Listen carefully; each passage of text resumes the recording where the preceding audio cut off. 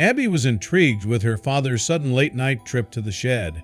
She wanted to know why he went out to his shed so late, and as any curious 12-year-old would, decided to confront her dad about it.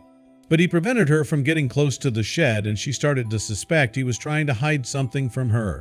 Knowing she had to find out what it was, Abby decided to take matters into her own hands. But what she discovered was something she would later regret.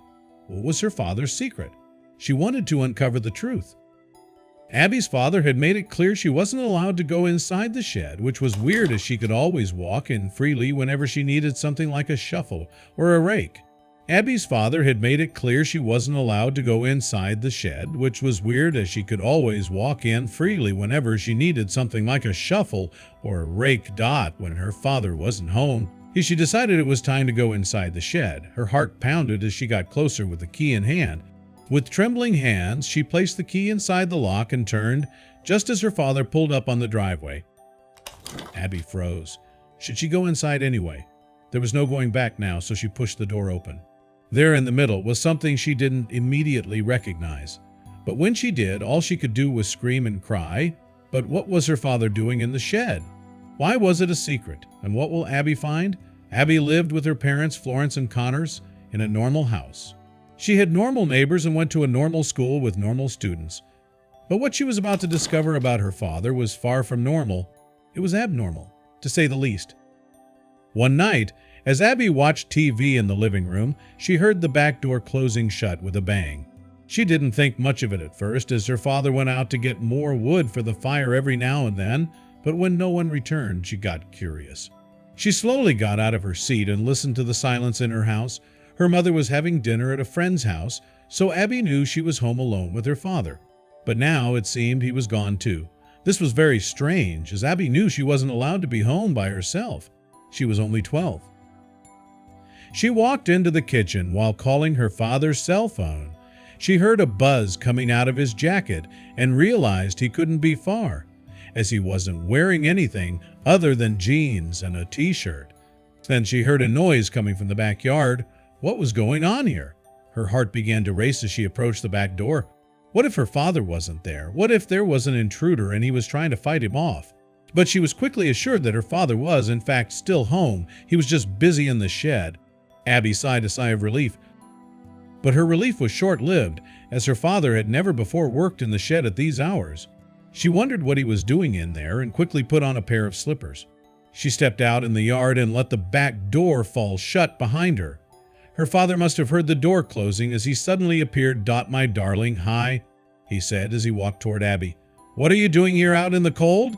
Let's get you inside, shall we? Do you want a hot cocoa?" But Abby wasn't stupid. She knew her father wanted to diverge her interest in the shed, but she was a sucker for a good cup of hot cocoa.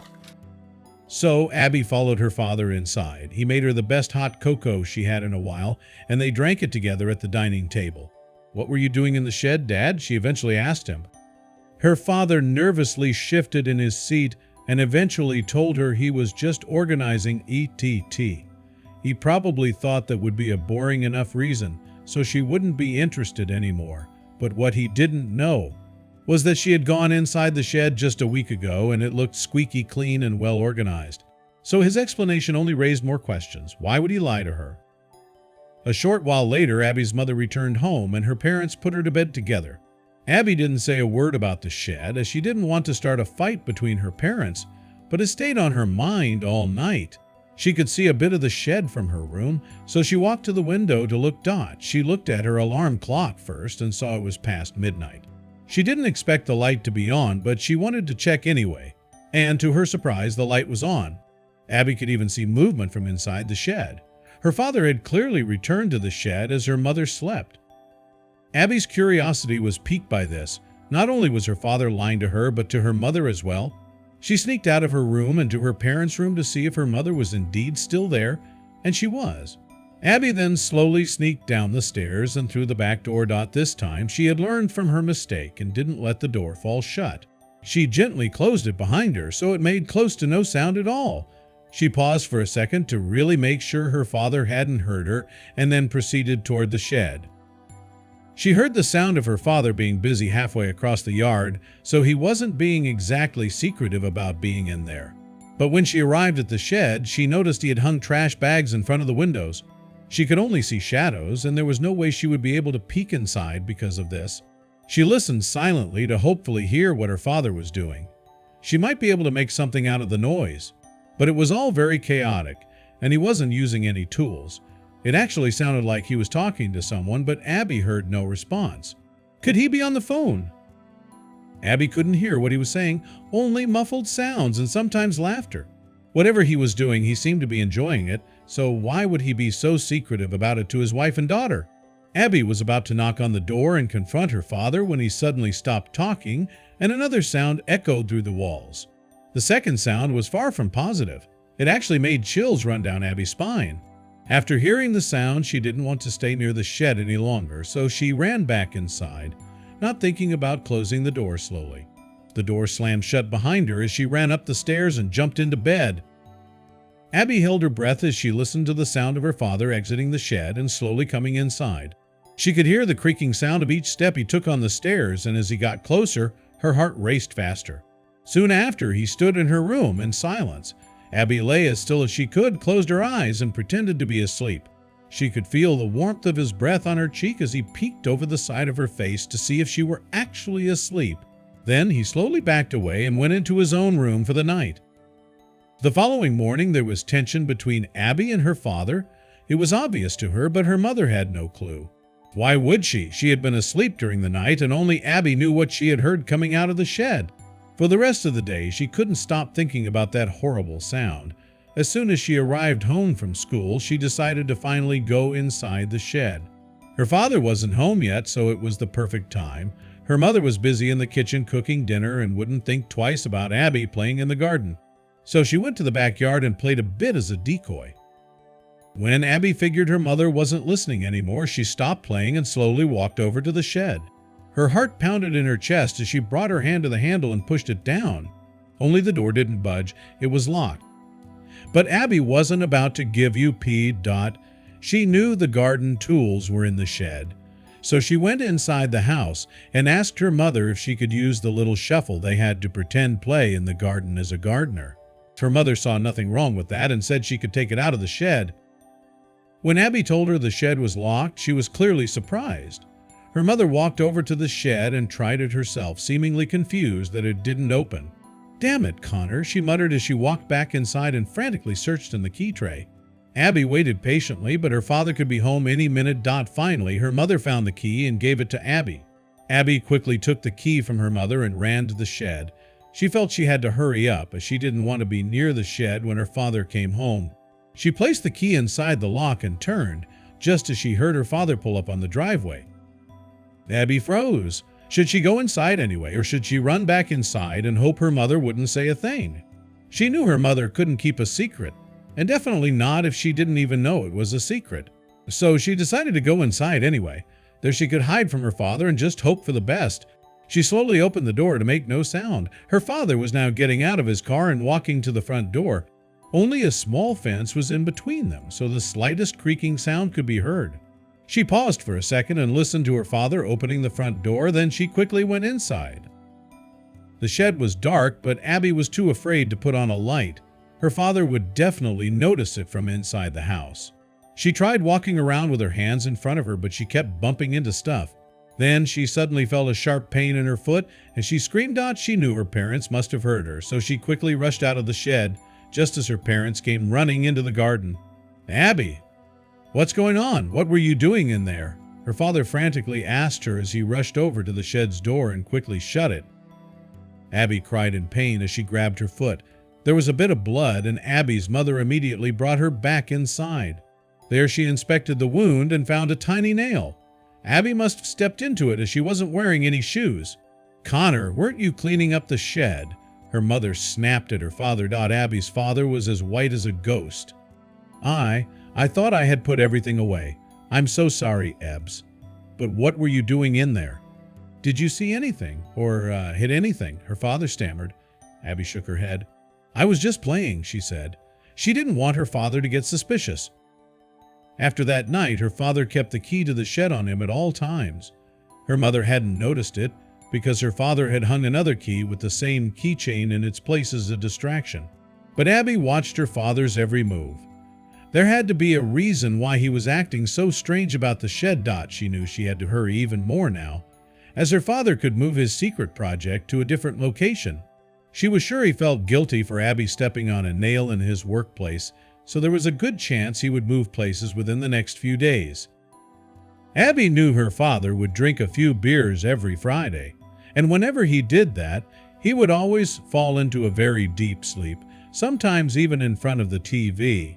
So when Friday came, she was ready. She pretended to sleep until her clock said 12 and silently headed to her parents' room. She slowly opened the door and walked over to her father's side of the bed. But to her surprise, she only saw her mother sleeping. This probably meant her father was asleep in front of the TV, so she silently walked downstairs. The TV was still on, which was a good thing because Abby stepped on a very loud floorboard. The creaking sound of the floorboard was very loud, and Abby's heart was pounding in her chest. She closed her eyes and expected her father to turn around and see her, but he made a loud snoring sound instead. Abby sighed in relief as she realized her father had fallen asleep in his chair. She slowly walked over to the chair and listened to her father's snoring. She crouched down behind his chair just in case he would wake up. The key was half hanging out of his pocket and dangled from the key ring. Abby stretched her arm straight in front of her, but could only reach the key with her fingertips. Suddenly, the key started slipping and dropped to the floor. Abby quickly pulled her arm back and held her breath. Her father woke up because of this, but was so sleepy that he walked straight by her on his way up the stairs. As soon as she heard the door of her parents' bedroom close, Abby snatched the key from the ground and ran outside. She was halfway to the shed when she stopped in her tracks. She had stepped into something before, and she didn't want to step into something again, so she quickly turned around and grabbed her slippers. When she arrived at the shed, she slowly placed the key inside the lock and turned. The door was old and made of thick wood, so Abby knew he was going to creak if she were to open it slowly. Because of that, she figured it wouldn't make much noise if she were to open it fast, and she was right. She swung the door open and quickly stepped inside. She had no phone or flashlight on her, so she had to find the light switch. The shed was dark and cold, and Abby waited a few minutes so her eyes would adjust to the darkness. She saw all sorts of scary shapes inside the shed, and suddenly she really wanted to leave. Abby felt her heart pounding in her chest, and she had trouble breathing silently. Everywhere she looked, she saw something that scared her. She desperately felt around the door in search of a light switch, but it wasn't there.